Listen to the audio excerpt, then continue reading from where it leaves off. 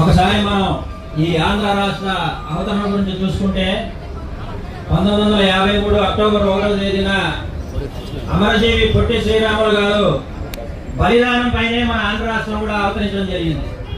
ఆ రోజు కూడా చాలా సాదాసీదాగా మొదలైనటువంటి ఆమరణ నిరాహార దీక్ష తరువాత 58 రోజుల తర్వాత ఆయన మరణించిన తర్వాత ఒక్కసారిగా తమిళనాడు మొత్తం అట్టుడికి పోయింది.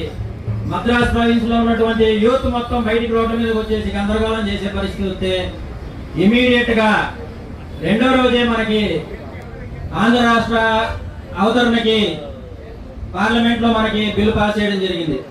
అటువంటి పొట్టి శ్రీరాములు గారి యొక్క సంకల్పాన్ని తీసుకున్న బోడే రామచంద్ర యాదవ్ గారు ఈ రోజు మళ్ళీ ఆమరణ నిరాహార దీక్షకు బీసీల కోసం కూర్చోవడం అనేది బీసీలందరూ అర్థం చేసుకోవాలి.